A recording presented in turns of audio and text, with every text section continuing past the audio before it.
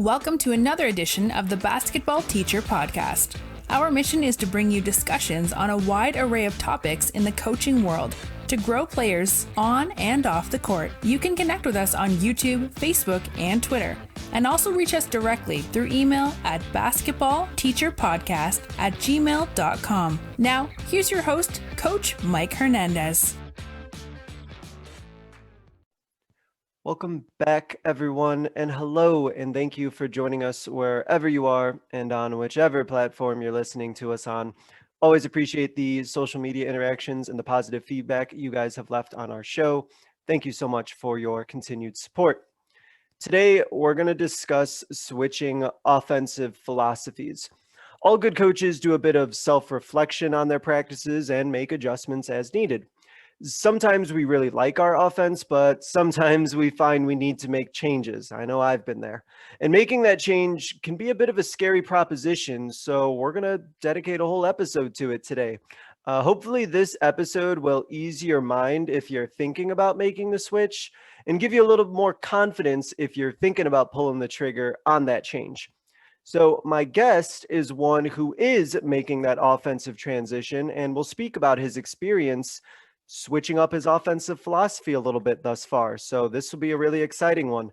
I'm really happy to be joined by Coach Trevor Mason. Coach, thank you so much for joining us. How are you today? I'm doing well. Thanks for having me.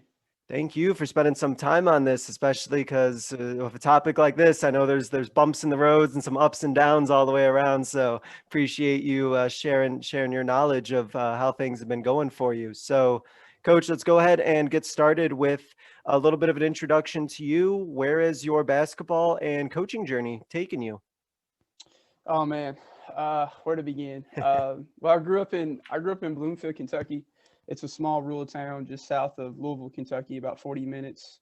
Played high school. Was actually the last man off my varsity bench in high school. Didn't get a lot of time, but I tell you what, man, I could certainly handle the rock, and that just translated into trying to become the next And1 mixtape superstar and phenom. Love watching the And1 mixtapes. I tell people all the time that I was the dribble drive offense before what it is now, and my coach would call me the dribbling guru. But I tore my ACL my senior year going into districts, and just had this hunger to want to play at the next level.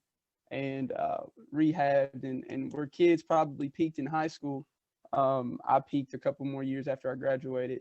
And so I was able to walk on at a small Christian college in Missouri, Ozark Christian College. Played there for a couple years. And then to make a even longer story short, I transferred and went to Boyce College, a Bible college in Louisville, and finished out my career there. Wasn't really thinking about getting into coaching. I was actually offered to coach a track team by my mentor coach at my alma mater high school. And while coaching there, I was asked if I would coach a middle school girls team. And that's where the journey really took off from my coaching career. Just loved it, loved every minute of it. I was able to coach my niece, who was a superstar in 8th grade. She was a one-man show. She could just get the ball and go from A to B, lay it up, and it made coaching a whole lot easier for us. And then it just kind of morphed from there. Went back to my alma mater and coached on the freshman team on the boys' side. Was shortly offered a head girls job at a high school in Louisville. At the time, I thought that I knew everything there was to know about basketball until I got into that head coaching seat. And was like, what the heck am I doing? So I took a step back, where I think most coaches would try to just learn and grow forward. But I knew that I was way in over my head, and I took a step back and was an assistant at several other schools before making my way back home. And actually this past year, I was actually done with basketball. I was done with coaching. I'm now entering my 8th year coaching, and was going to help out a girls team at another school. And then I got a phone call from the AD and someone who's also a booster for our school. And it was just so funny how the chips fell, because I just bought a house down the street from my alma mater. wasn't looking to really, go back to my alma mater and coach or anything like that. And they gave me the phone call and said, "Hey, our coach just took another job. Would you be interested?" And I started shaking. I got so nervous, and I was pacing around the house. And I just looked at my wife, and she looked at me, and she was like, "You already know you're going to take that job." I said, "Are you okay with it?" And she was like, "Yeah, you need to do it." So here we are, year 8, um, coaching boys basketball at my alma mater. Do you roll out your highlight reel at all for your players? Do you take them Well, back to when coach was out there playing, busting out your jersey and everything for them? well, listen, every Sunday up to the season, they got to see a little bit of those highlights, and we play some pickup. So Oh, there they you get a little go. taste in practice every once in a while. Oh, there you go. That's great. I actually want to ask you about why that journey for you to take a step back and go and be an assistant for a few years rather than try and work your way through the weeds of being a head coach. Why was that so important and beneficial for you to be able to do that? Uh, I, I can't. I don't really know. I think I'm just the type of person that um, I just know when I'm weighing over my head, and I know that I have to to go back and kind of digest some things. And I think when you're young and you're uh, coming straight out of college, you know everything, and so nobody can tell you nothing. And so it took a bit of a slap in the face that season, on the wins and loss records, and to sit there and say, okay, you don't know as much as you think you know. And really just and there were other things that went into that as well. um, I was still in graduate school at the time. Mm, I was actually also going to get married, so I think just taking a step back from yep. everything outside of coaching piling up, it was just wise for me to do so. And my wife supported me through it, and it's actually paid dividends doing that. So I think everybody's forte is different. That's just the type of journey that I decided to take.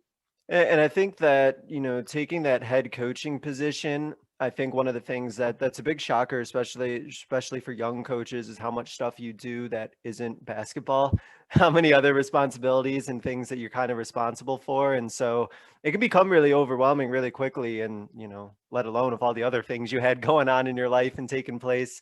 Uh, I'm sure that for you, kind of going into that assistant role just kind of took a little bit of pressure off and was able to Oh yeah. put your energy on some other things, kind of like a wedding and grad school, things that were equally, if not more important. I know we all love basketball, but there are some things that kind of do take precedence sometimes we need to put our energy towards. Right, right. And I would always recommend anybody getting into coaching, um, make sure that if you are in a relationship, that your significant other or spouse or whomever is on board with it, because it's a lot of time away. It's a lot of time away from your family. It's a lot of time away from your kids. And so that's my number one thing that I tell my assistants, that I hired on this year, is like, hey, if you ain't got a girlfriend, or don't buy a house, don't buy a car, and make sure that your significant other is okay with it. And as a cheap plug for anybody new who's listening, I actually did a whole episode. Go back in the archives at my episode of Greg Slade. We just talk about work-life balance for an hour. It's really good, and he talks about that. So happy Yeah, wife, happy life, all that good stuff. absolutely, So, absolutely. Coach, one of the things that I wanted to also talk to you about is I noticed that you took part in a conversation. I think the title of it was "The Obstacles of Diversity." I want you to speak about that. What was that conversation about? What was the importance of it? What were some of the things that were discussed in that conversation? Oh man. So I was actually invited by a colleague of mine. She teaches at a crosstown rival, and she had students and educators and other people in the community on a Zoom call, and it was headed by Mr. Thomas, who was kind of like the keynote and guiding all the conversations.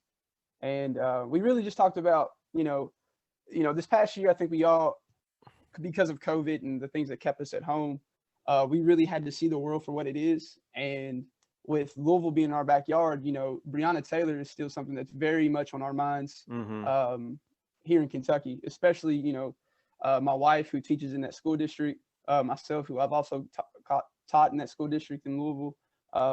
it happened, right down the road from where she teaches at. Mm. And so, the racism in our country, people say that, it's behind us, but really, Jim Crow and the civil rights movement, those things are still, they're 60 years old. They're not very old, and it's still stained in the fabric of our country right now. And so I think that conversation was to kind of just see where we were at as a community here in Bardstown, Kentucky. And I'll just say that, man, the students on there were resilient. And I think this generation that's coming up, we need to listen a lot more to. So we talked about, racism and how they dealt with that, how they dealt with it as being white, how they dealt with it as being biracial, how they dealt with it as being black.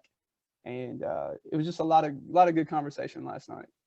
Yeah, it's just like you said, 60 years ago, and the things that took place within the civil rights era and everything going on from there. That is recent history. That is very recent. We're barely a couple generations removed from that, and I think that those are tough conversations to have. But like you mentioned, I know for me as a coach and as an educator, our kids have a lot of insight on that Yeah. sort of thing. They're very well versed in it. They see a lot of it.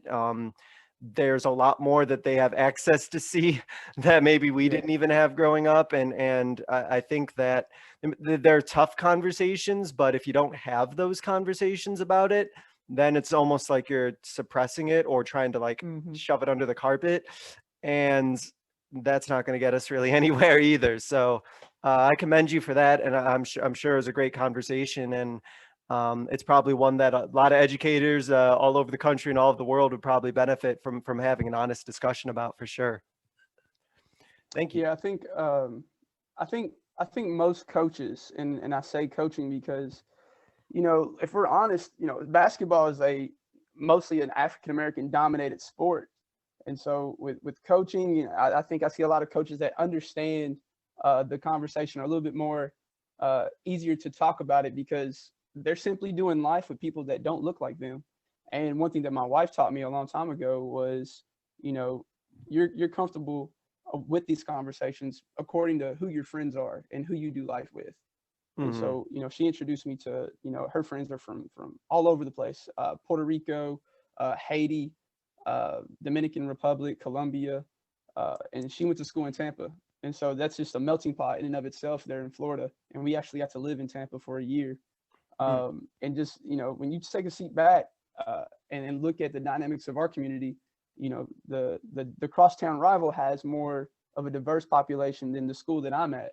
And so the two dichotomies are completely different. The conversations are completely different at each school. Yeah. And it's simply because the kids that are at the school that I'm at don't see a lot of other people of color. And the kids that have another conversation at the crosstown rival is because, well, they have a lot more kids that are black, a lot more kids that are from Asian descent, Hispanic, and so on and so forth.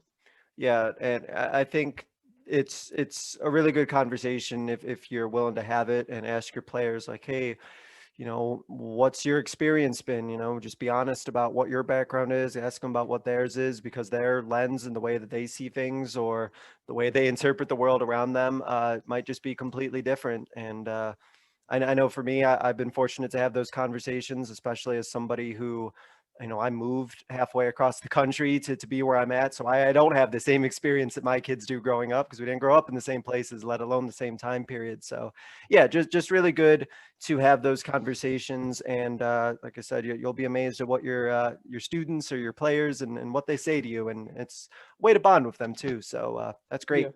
Yeah. All right, Coach. So topic for this one is about switching up offensive philosophies. So let's start with the reflection that took place on your end. What sort of reflection did you go through that led to you kind of switching your offensive direction?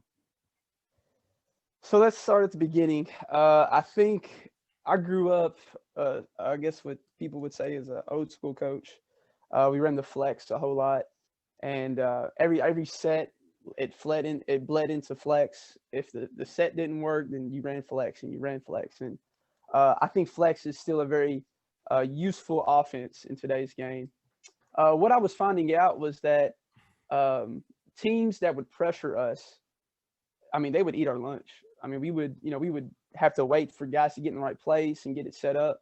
And it was almost like they knew. I mean, everybody in the world knows flex. As soon as you run it, the whole gym is yelling flex. And so when we were running it and running our other continuities, it just seemed like guys were, I don't know, they just seemed like they were kind of robots. And most of our points were coming in in transition, and or things would break down, guys would get a bucket. And I started taking notice in practice that guys were scoring the ball at a more natural flow when we were just doing, our 3-on-3 competitive drills, just going after, just playing ball. We run a drill called 333, and it's basically 3 teams playing 3-on-3 against each other, full court. And there's no offense, there's no structure. It's just you and your teammates, and you're just trying to go get a bucket. And I had to take a step back, and we played another district opponent, and I took notice, and they looked like us, and they were smaller than us, but man, they could shoot the 3 ball. So they would just space the court out and let that thing fly. And I went back and looked at the film and started thinking about some things. I'm like, we're gonna have to change some things up. So 2 people I'm really big on right now is Shaka Smart at Texas, especially when he was at VCU. His Rose offense, dribble drive offense, complemented his defensive pressure and his Havoc system. And then there's a guy that I'm sure you might know through Twitter, Mark Cassio out of Baton Rouge, Louisiana, at Catholic High School. Oh, the name definitely rings a bell. Yeah. I actually reached out to him a couple years ago, and I just happened to have his number still stored in my phone. And I reached out to him and started looking up some of the things that he's been doing. So me and my assistant, we've began to look at our offense, and it just kind of slowly, I haven't say that we completely went away from flex, because we still may use it, and we have, since we try to transition into a more free-flowing offense. But for the most part, we've tried to combine this dribble drive with this motion offense. And right now it's a little bit more dribble drive than I'd like, but offensively, our guys love it. They love the freedom. And I think when you give kids the freedom to fail, they play a little bit more loose. It's almost like they're playing pickup out there right now. And I don't really have to call a whole lot of sets. And the offensive production has jumped up maybe 10 or 15 more points than we usually score. So our efficiency is looking a whole lot better with that freedom. So with that, making that transition, obviously it seems to be one that your players have kind of like bought into, like you said, a little bit more like free flowing, a little bit more kind of just getting them out there and letting them play. What was that conversation like with your players? Did you tell them like, hey, we're going to switch things up, and hey, this is what I'm thinking? How do you kind of talk to your players and let them know that we're kind of making this transition into this new sort of philosophy? So we had a few sets already in place that we would touch on every once in a while. But yeah, for the most part, I mean, I just walked into practice one day and said, hey guys, let's go back to the beginning. We're going to hit a hard reset. And I even drew up a circle on the whiteboard. I usually talk to the players before we go into practice. And I drew on the whiteboard a circle, and I just hit it. I said, here's the reset button, and I hit it with my fist. And there were some other things that kind of went into that equation as well. And we can talk about this a little later if you want to. I had my one veteran player, my senior point guard. He actually quit on us this season. And I had a sophomore point guard step up, and he really didn't know a whole lot of the offense. For whatever reason, he was just a kid again that continuities and sets, kids are learning in 15-second increments with Snapchat already. And so I just said, look, we're going to space the floor. And he looked over at me and said, Coach, what do you want me to do? I said, I want you to go get me a bucket. And so he just went and he scored. And then from there on, we went to practice that day, and then the reset button, and he's like, all right, this is what we're going to be doing. And I don't think it happened all at once. I think it kind of just happened in sound bites, because you have conversations with players. You're trying to manage 15 guys' egos and their personalities. And so little by little, they liked it and they bought in. And then we recently won a game. They were like, yeah, coach, this is what we need to do. It always helps when you win the game. That'll Yeah. get you some buy-in right away when they start seeing success that way for sure. So for kind of making a transition from a flex where I think you kind of mentioned almost like it's a little bit like robotic. It's kind of like a system type thing where it in a way it can look really clean, but it players are kind of going through a certain motion and a certain rhythm to kind of transition away from that. As a coach, I think that could be a little bit like you're holding your breath a little bit because you're giving a lot more freedom and you're giving a lot more opportunities for your players. And sometimes as a coach, you might not know what that looks like on the court. So did things get messy? Did things look messy in practice or in games? What was the on the court transition? How long did it take for you to maybe not hold your breath as much, or maybe you still are? Uh, I mean, we're currently still in that transition. There are some things that I'm still trying to figure out, and I'll kind of lean on Coach Cassio for that. But we're basketball coaches for a reason, so we have to figure it out. And this is my first year at the helm as a head coach with my alma mater, and with my inexperience, and then there's a lot, I don't have a single player returning that's a varsity experienced player, so we're all just kind of trying to figure this out especially with the way the season has went and COVID and all of this. It's kind of been a trial season for us. And, we don't have time to worry about, what we're doing. We've been changing things on the fly with our game schedule. So heck, you might as well change your game plan from day to day as well. But I think we're beginning to find our niche with this type of offense. And, I think if any coach was to take a look at it, that they would be like, okay, you can put your own bells and whistles on it if you want to. But for me, this quote resonated with me, that there are coaches that coach in the past. There are coaches that are coaching with the present time. And then there's coaches that are coaching for where the game is trending. And I think that's where the game is trending, more free flowing, freedom, 5 out, space the floor, or 4 out, 1 in, however you want to do it. But for the most part, players need to know how to dribble. They need to know how to pass. They need to know how to shoot. And that's just where I think the game is trending. Well, one of the things I know that makes that transition difficult is, we kind of talked about it, I've talked about it with other coaches as well, is you kind of initially kind of coach the game the way that you were coached, or the way that you were taught is kind of just the way that you go and you want to teach it to others. Plus it's also the way that you're probably really comfortable with. Like if you were taught like a flex, you're like, okay, I know this like the back of my hand, I can run this and I know exactly what to look for.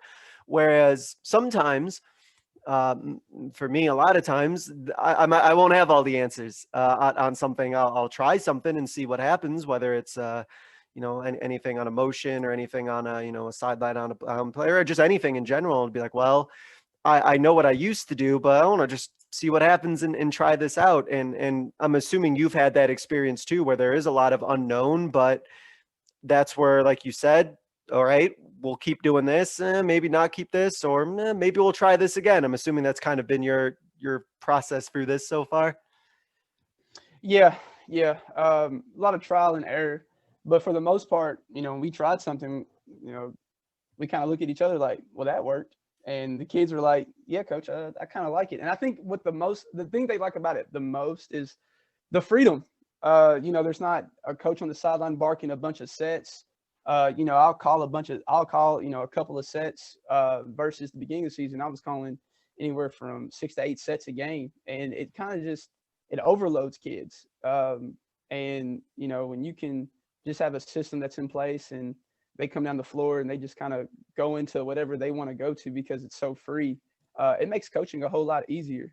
And I like to coach defense anyway. Yeah. So let's talk a little bit about what it's looked like this year. What's the process been like during games? What are some things that you found that your players were able to kind of pick up on right away with the transition you made on offense? And were there any things that maybe they were hesitant, or maybe they just sort of like mentally kind of struggled or are currently struggling to kind of transition into? I think the biggest part was them looking over at me and saying, Coach, what should I run? And just making sure that they have the alignment right, their spacing is correct. I think the difficult part about teaching a positionless or conceptual style offense, however you want to call it, Mm-hmm. is allowing them to read defenses. And so I've taught them, or trying to teach them, hey, pass on a single gap, but you can drive on a double or a triple gap. And for the most part, and this is why I say we're mostly dribble drive right now. Our player, they're driving everything. They're like, coach just wants us to get a bucket. He just wants us to score. So having them to be able to move the ball and find and make that extra pass for the more open shot, I should say. It's came in sound bites and in snippets, but it's not completely there yet. And I think that's just going to be a thing that develops over time, especially going into the spring and summer workouts that we work on those things and being able to create space and knowing when to drive versus when to pass. And those are those like teachable moments. You know, I've talked about this with other coaches and other guests on here as well. I think one of the advantages in kind of going into that more positionless basketball and making that transition, like you said, is the amount of, you know, freedom that they have. But then one of the challenges with that is that the players on the court, they have to be the ones that are the decision makers. They're the ones who have to know the game to an extent to know what the right play is. And I think for some players who are maybe used to a rigid system, there's those times when they're not used to like thinking for themselves. And so sometimes that freedom can almost be overwhelming because they've never had that much choice before. And I know that that's something that I've coached players that have been like that, where they're in a rigid system and then, you know, open it up a little bit and they're like, coach, like, what do I do though? But what do I do? and you know, it's almost like you said before, it's like, I don't know, I just want the ball in the basket, please. But, and then like you mentioned in your experience, you kind of have it where a lot of players are, you know, they're just dribbling it and trying to take it to the hole. But I think Cassio said it best. He said, he told his players, I was listening to one of the podcasts that he was on, and he told the guy that was interviewing him, he said, I told my players, I want them to imagine that they're at the YMCA and they're playing pickup. Whether it be man-to-man or zone, I want you to imagine that the team just went into a zone. I want you to imagine the team's in a man-to-man. How are you going to score? What's it going to look like? What are the players going to look like on your team? Are they spaced out? And that just blew, it sounded so simple, and it blew my mind. I was like, this is it. That's when the light bulb went off for me. I was like, that's it. And I think that, you know, your players don't care how much you know until they know how much you care. Mm-hmm. And I think a way that you show them that you care is that you put the ball in their court and say, you go make a play. I trust you and care for you enough for you to go make a play. Yeah. And as a coach, I think that's difficult because we want to leave our stamp on things. We want to coach, and we want to be the one who puts that play in or is running this genius offensive system or defensive system sometimes. And sometimes we just gotta let the players play and see what they're seeing out there on the court. And I wanted to go back to something you mentioned earlier about this year in particular with the pandemic and with COVID, everything. It sounds like you've really sort of let go in terms of letting yourself not get too worked up over mistakes and over, you know, maybe execution of certain things, because it seems like in a way this year in particular was almost like a perfect year to do it, because there's just so much going on anyway that it's a lot easier to kind of let go of things if I'm kind of getting the gist of what you've been talking about earlier. Yeah. And I think maybe part of me is sounding maybe I'm covering up the fact that I was frustrated at the beginning of the year because we weren't winning as many ball games as I'd like to, and then with all the cancellations and things of that nature. But you know, maybe being a young coach and being naive, it's allowed me to have that freedom where, you know, most coaches that are, you know, 15, 20, 25 plus years in the game, you know, they're not going to let go of the things that they do and the system that they put in place. The great thing is that I have a mentor coach who kind of comes into practice once a week, and we talk on the phone all the time. And, you know, he's a veteran coach and now retired. He says, hey, I love what you're doing. After a loss, he goes, I love what you're doing. Tomorrow, bring the energy in practice tomorrow. And then he'll always give me a nugget. I think there's things that you can still do that is, you know, like I wouldn't say an old school type of way. There's been many a times in this new system that we're running that I've called a timeout and drew up a quick hitter that looks a whole lot like flex. And the guys in the timeout be like, well, coach, that's motion one. That's what we call our flex. And I was like, yeah, but it's a quick hitter. And if you don't have it, then go back to spacing the floor out and going back to our 5 out. And with something like that too, once you have a play that, whatever is a quick hitter or a set that you run, it's not like running a flex type of offense where there's going to be like so much film on you necessarily. Like you just kind of throw in that quick hitter once in a while and there it is. Whereas if you kind of have like a flex, like there's gonna be a lot of film on what your players are doing, and it gets kind of routine and it's really easy to scout. And so I'm curious, have you had experiences where you've played teams like a couple times as you've been going through this transition on offense? Have you kind of seen, how things maybe look like in the before or after, or had anything that you've noticed in that way? I think I hope I'm answering your question correctly. From a scouting standpoint, I think we've changed so much from the beginning of the year, and so many coaches have probably asked film from us or from other coaches, and they got to us, especially here in the last couple of weeks. They're like, "What is this?" And even defensively, like we've switched defenses. We went from a man to a matchup zone back to a zone, and we're kind of still in between that zone matchup zone. And so I think, even though, we're not producing as many wins as we'd like to have, I can still hear some coaches like, wait, what is this? I can kind of hear them on the other side, like they're in a zone. No, they're in a man. And it kind of juices me up. I'm like, oh yeah, I got them confused now. But offensively, I think our style has completely changed. And I think it's something that the guys really love to do. And, I think it's just going to take time for it to really morph into what it can possibly be at its full potential.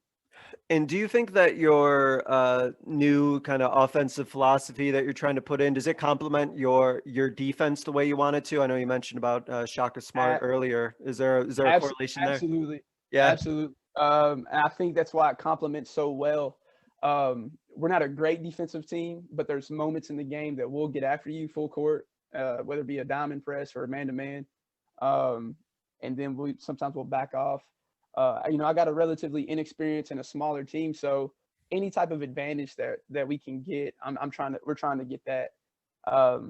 But for the most part, we're still trying to figure out our identity as a team. And I think that also goes with myself and my staff trying to figure out our identity as coaches. And I think some of the best coaches are at the high school level because you don't get to go recruit, such and such, and you kind of have to change your way, the way that you play year in and year out based on the kids that you get.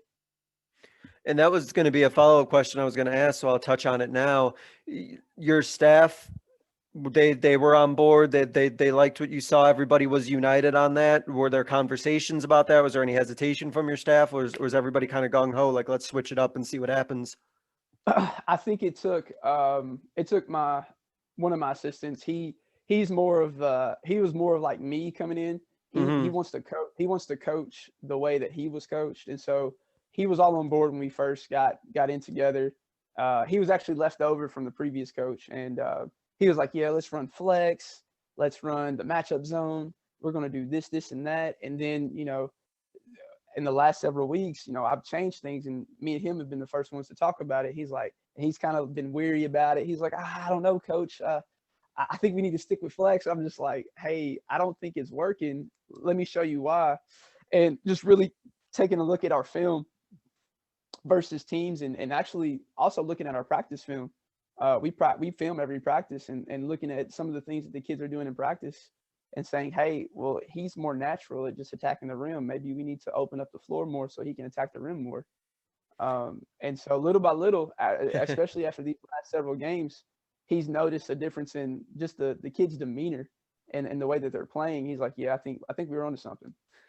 Yeah, and it's always good to have people on your staff who are like, all right, like here's what I think, but if you as like a head coach, this is what you want to do, then let's go for it. Let's be united on it, and let's see what ends up happening. And it's great when things they look the way as a head coach that you want them to look like. But I think it's always good too to have people on your staff who do question you, who do, kind of wonder why or do something, or, pull back a little bit or fight back just a little bit, just to give you that Yeah. other perspective, for sure. Because I think it's also really easy to get like locked into some group think and be like, all right, we're going to do this, and nobody's questioning me on my staff, so obviously I know what I'm doing really well, and there's no questions at all. So I think that's really helpful to kind of have that discussion that you did with your staff.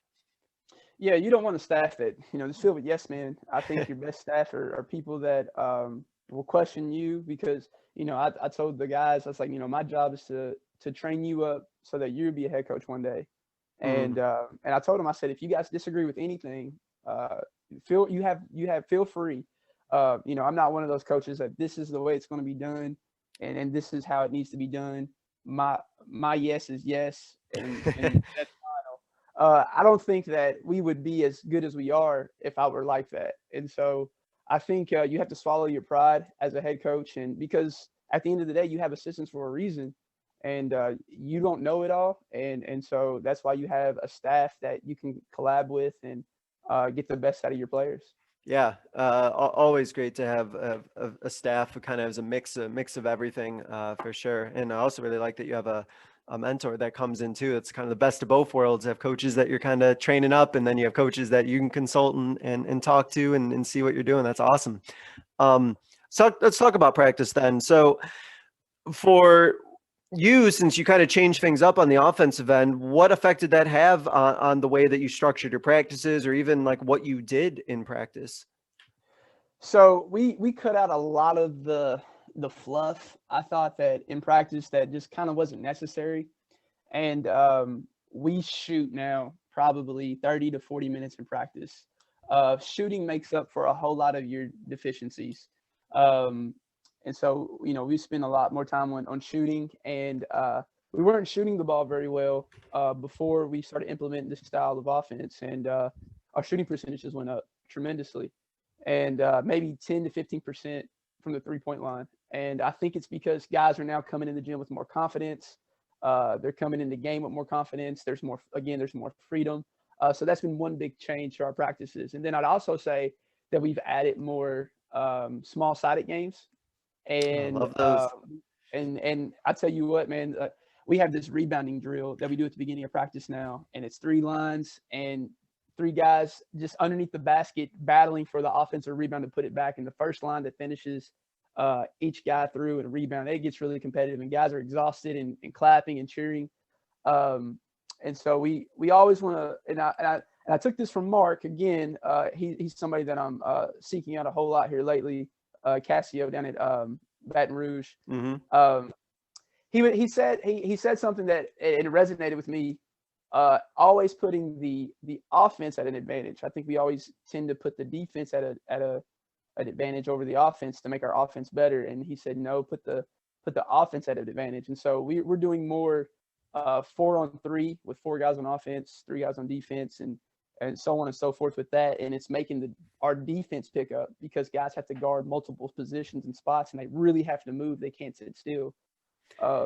And so that's been another thing that we've added to the element of practice. Well, in that small-sided games in general, I think I found that there's a lot more decision making that the players have to make. There's a lot more thinking that they have to do, and a lot more decisions essentially that they got to make. And I think that that's something that translates into what you want to see in a 5-on-5 full court scenarios, is getting as much reps as you can in practice of your players just making decisions and making a good read. Yeah. And it's I think one more thing that I'll add to that conversation with practice is footwork. I think footwork has been one of the biggest things that we've tried to hit on with this style of play, because guys we're trying to play off the catch and make decisions quickly. Guys are not used to trying to make decisions quickly, so they were kind of having that happy feet, I call them, and they'll walk, catch the ball. So footwork and really making an emphasis on that when we do breakdown drills. But for the most part, yeah, This is really brand new to all of us, and Hmm. I'm liking it because now I'm watching more NBA in the past several weeks than I ever have in the past several years. So, but it's been good for us. So you talked about the fluff that had to be cut out, and I think that as a coach, I like to change things up and from time to time and put new stuff in, but then I also find myself sometimes holding on because I don't want to get rid of anything because I think that everything has value. Like, oh, I don't want to get rid of this, that, or the other. So, what was that like? What was the fluff? What was the diagnostic of being like, all right, this is fluff, and you didn't find any value really in it anymore? So, I think coaches would talk more. I think when I say fluff, I think filler drills. So we start practice out the same way. I always make the guys jump rope for 5 minutes. I've got a bunch of Muhammad Ali's in the gym at the first 5 minutes of practice with their jump rope and stretching, and that's typically where we go over the practice plan for the day.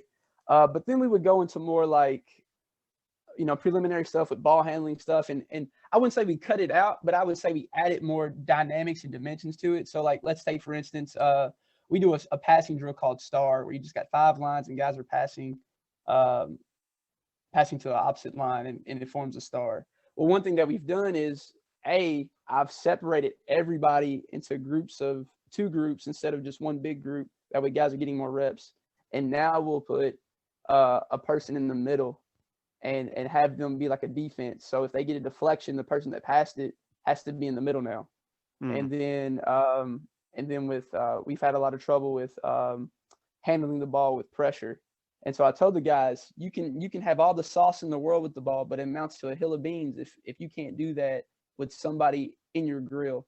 And so anytime we're doing ball handling drills, I always try to make an emphasis on having defensive pressure. So not playing too much with the ball in front of them, getting their defender on their hip and being able to see the floor. And then we'll simulate that into a one-on-one, a zigzag drill into a one-on-one where they're, trying to beat their man off the dribble one-on-one. So just things like that. I wouldn't necessarily say maybe I spoke too soon and cutting out the fluff, but adding more dimensions to the drill so that it's a little bit more difficult. It's a little bit more stressful on them, and it simulates a game type situation. Yeah. And I bet it doesn't always look pretty and it gets a little chaotic from time to time. Oh yeah.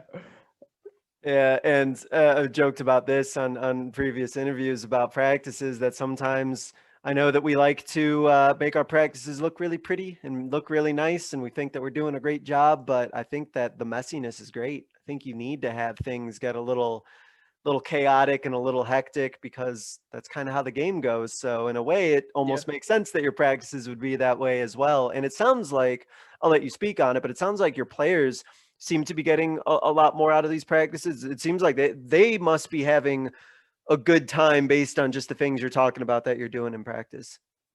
Listen, I've went away from the 2.5 practices where it's clean drills, and that stuff used to get me hyped up where you're running a clean practice 2.5 hours and we're all sweating. But I felt like they weren't getting anything out of it. So, as the seasons went on, obviously we've cut down on practice and we might practice for an hour 15, an hour. Heck, I've Oh, gotten more out of them hour in 45. 15. I've got I've Nice. got I've gotten more out of them in 45 minutes than I have in 2 hours. And so you're jumping from drill to drill to drill, but that's where your practice planning is really coming in handy, and you have to make sure that you're getting exactly what you want out of the drill in maybe 3 to 5 minutes, and then you're jumping to the next one. And I think that also that transition translates to the game because now we're playing at a much faster pace, and having that pace set in practice kind of translates to the game.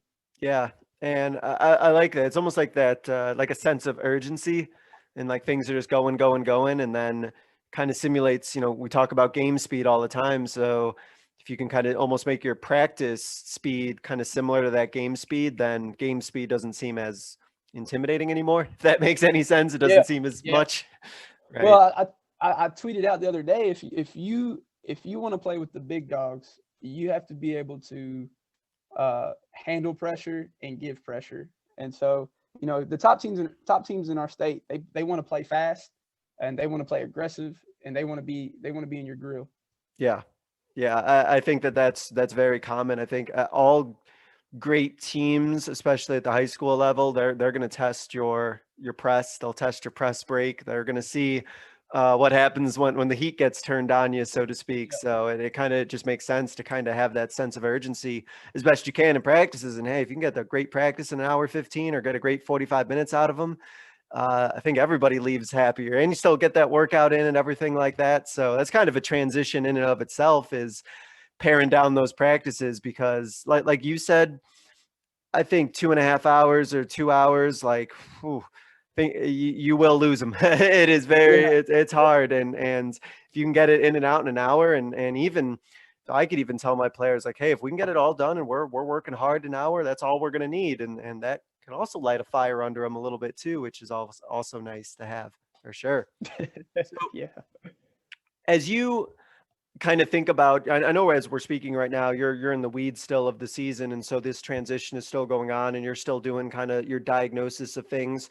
But as you're trying to fully make, or more so make that transition in your offense, what are some things that, once you have a opportunity to breathe in the off season and the summer comes around, that you think you might be really focusing on, or looking to work on? Oh man. I'll probably take a look at our shot chart and Mhm. and I can already tell you where it's trending. I think we definitely need to work on finishing at the rim. Man, I'm tossing and turning right now because of missed layups at night. I kid you not, man. Like I am. It is amazing how, my assistant coach said at the beginning of the year, he goes, "Coach, you're gonna think I'm crazy." I'm like, "What are you talking about?" He said, "Good teams make layups," and so we're gonna actually print that on a shirt and hand that out at the banquet at the end of this year.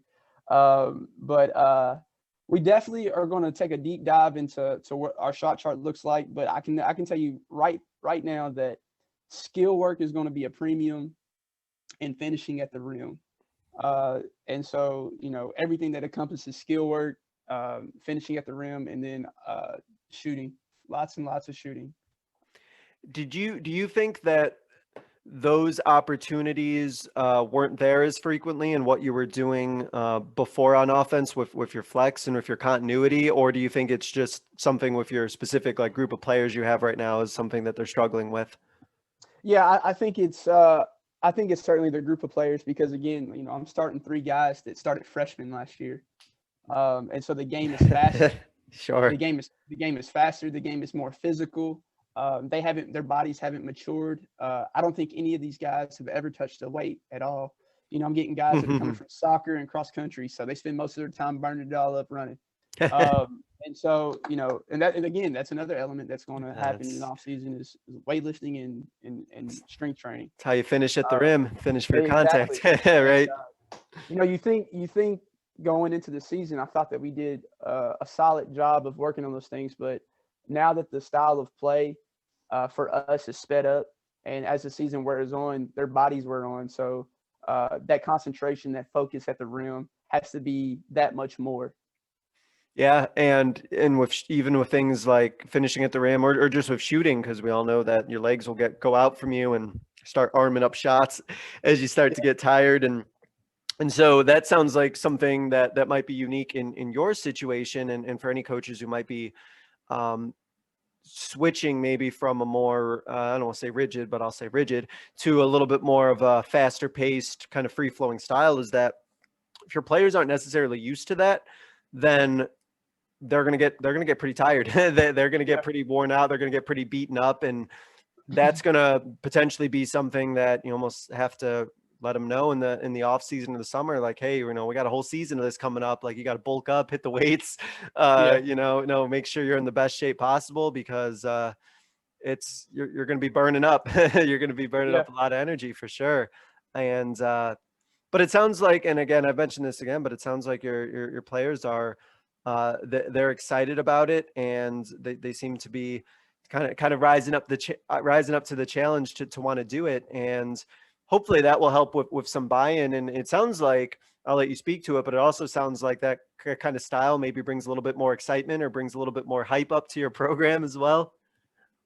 Yeah, I've definitely got a lot of comments in the past several games, just from outsiders and people in the community, like, "Hey, your guys are playing a whole lot better, or they're playing a little bit more faster than I saw them play earlier this season. I'm like, yeah, we're actually trying to play that way. And when people from the outside, especially people who really don't, they just come to watch you on Tuesday and Friday nights, and they're saying those things, then you're doing something right, or you're getting closer to what you want to achieve out of your team. Yeah. The competition you're playing, the competition you're up against, what are you seeing from those other teams? Do you find yourself being one of the more faster paced teams? Are you transitioning to something that a lot of the other teams in your area are doing? What have you kind of noticed personally with that? Yeah, so like I told you earlier, and I actually was texting him before we're doing this episode. There's a friend of mine who coaches at a district, a crosstown rival actually, and he's been playing the 5-out style, the more pro style offense, and I was actually just picking his brain a little bit on what he does, and so I went back and watched the film, and that's where it kind of began to spark my interest with going to this type of style of offense. But for the most part, our district is dominated by the independent school, and they have size, they have athletes, they have quickness, they have everything that you would want in a basketball team. And so I think the way that you match that is that you also have to have that. So we kind of are playing that game, fight fire with fire, and it's going to take. I think it's going to take some time, and we have to be patient as a staff, because this is not going to be something that changes overnight. Even though we've already seen immediate changes, it's going to be a style that, in the next couple of years, reaches its full potential, as I said earlier. And as a coach, that transition period, like you said, is going to possibly lead to some sleepless nights a little bit, and lead because you know where you want it to go, and you have that confidence, you have that faith about where it's going to go, but sometimes it is a little difficult when you see it right in front of you and you're like, oh, we're not there quick enough, or oh, we got to speed this process along. But and obviously you can speak to this. It is a process, and it's because it's something that you believe in. You have to almost have that big picture look of okay, like we were going away from this, but it's not going to happen, this week or this month or this COVID crazy season. You got to have that like far vision and have to sort of not really pull your hair out all the time in the immediate future, though. I mean, like you said, you still kind of have those moments. So for you though, it sounds like you kind of have the vision, and where it is you're getting to. You have kind of a vision in mind of what you would want it to look like maybe in an ideal world. And so does that kind of help you with the transition, because you kind of know where it is you're trying to get to? You kind of have that plan for the future?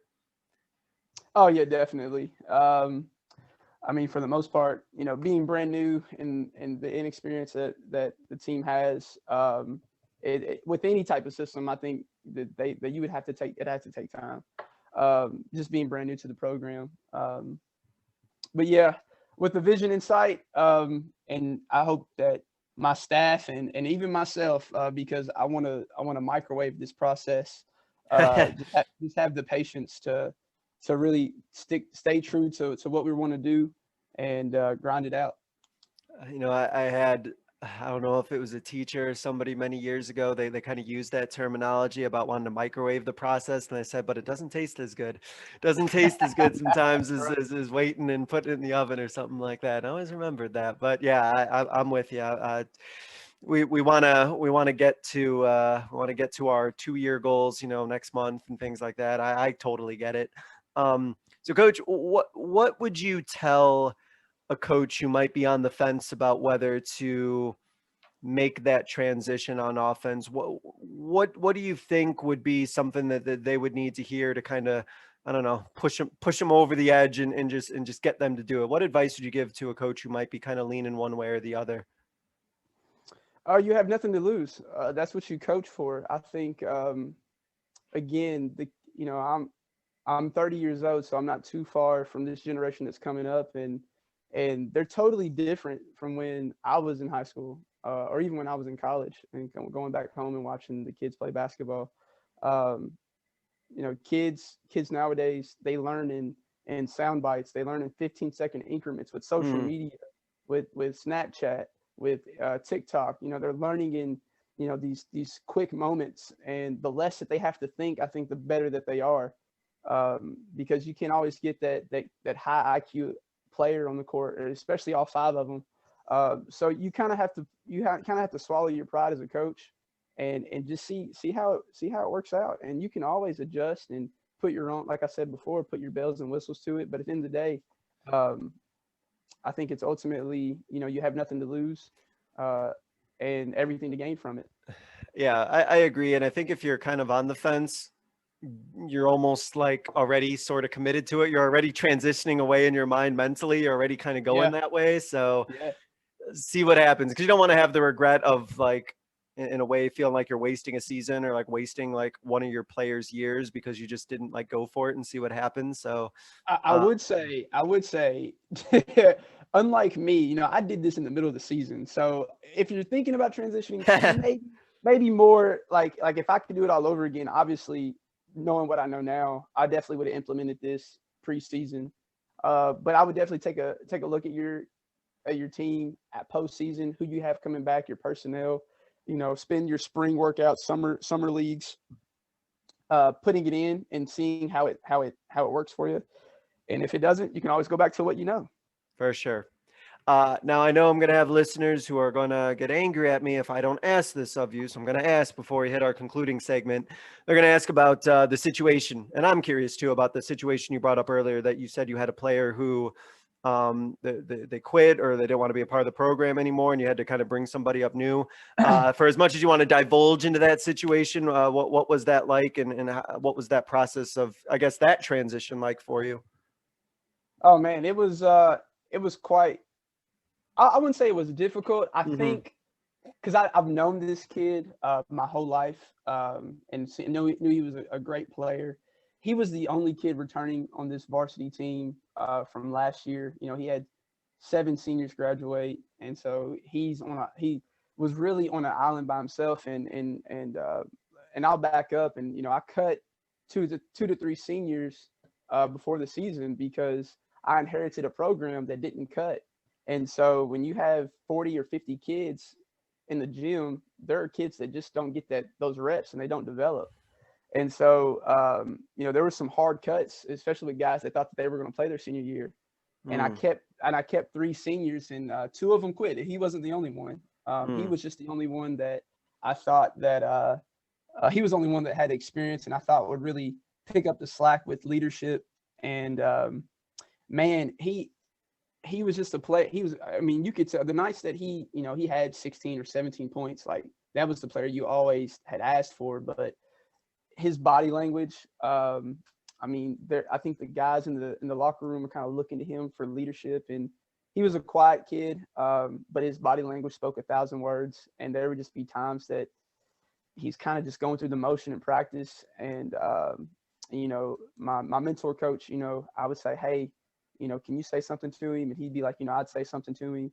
And I would sit him down, and there would be times that I would look at film and he was walking back on defense. And it was really bringing the team dynamic down. And it wasn't all his fault. I think the COVID year, and he's a senior that is, he does a program that he works at a factory from 7 to 1 every other day. And I think he was just kind of wasn't as connected with the guys as I'd hoped for him to be. But you also would have hoped as a senior that, with this being your last season, that you would really pick up the slack. And he just really couldn't buy into it, and it just seemed like it wasn't for him. And then on top of all of that, his confidence, I think, was shook. And he finished his last 3 games 3 for 24 from the floor. And as quiet and as much as I would want him to be a part of the team this season, he couldn't do it. And ultimately he decided to quit on his own terms. And we tried. I could only court him for so long until it was like, hey, if you feel like this is the best decision for you, then you need to make that decision on your own. I can't love the game for you. It has to be something that you want to love. And yeah, and as difficult as a decision and everything that is, now you're sort of have everything in place with the people who are bought in, and there's a little bit of growing pains in that. But as we've just talked about for the past hour, you're going for this whole transition of other things anyway, as it is. So bringing on a different player who's bought in, why not, right? Why not add that to the mix and make that transition and have that player come in and kind of step up as well, right? Yeah, I mean, everything that we've transitioned, it was around that time that he had quit the team and left that, you had a new player coming up who was young and didn't know the offense as well. And the funny thing about it was the interesting part, the day that that senior quit, the kid who took his spot, he had 25 points that next game. And so it was It's like, crazy. Yeah. it was like, wow, like, and everything, and not to take away from the senior that quit, because if we had him in this system right now, Sure. he would flourish Yeah. completely. But all things happen for a reason, and the team dynamic is completely different. The guys on the bus rides to and from games are different. I think nobody's looking to him anymore or side-eyeing him, waiting on him to step up and be the leader. I think everybody's like, now they're like, hey, this is our team because we're so young and Sure. we're going to get better. And coach, we're 10 toes in. Yeah. And there's so much energy that brings in when you got everybody invested, and you know that everyone's ready to run through a hole for you, and every wall for you, or a hole, I guess, run through either one for you. Yeah, that's awesome. Yeah. I like that, the 10 toes in. That's nice. All right, coach, to wrap up, there's a couple questions that I ask every guest. So we'll start with this first one here. What is a coaching moment from your coaching career that you think others listening would be able to learn from? Probably the conversation we had earlier about me stepping away from the game. You know, you think you know it all until you're in the head coaching seat, and there's nothing wrong with taking a step back and reevaluating your life and where you're at, um, and really just leaning on those who are veterans in the game. I've learned most of my coaching from veteran coaches and women coaches, especially because I was on the girls' side for a while. Um, but just taking it all in. But at the end of the day, you are your own coach, and you have to do what works best for your team and your personnel. Mm. Yeah, I like that a lot. And sometimes you got to take a step back to move a few steps forward, right? Make some Right. huge leaps forward. So Yeah. no, that's really well put. Nice.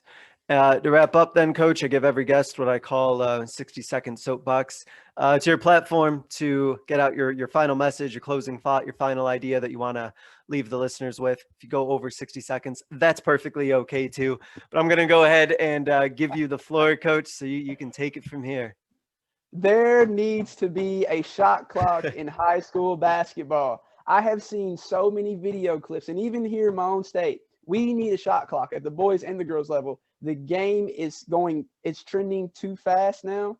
And I'm sick and tired of seeing teams play this delay game in the first quarter where the score is 4-6. I just saw a team, the final score I think was 4-6.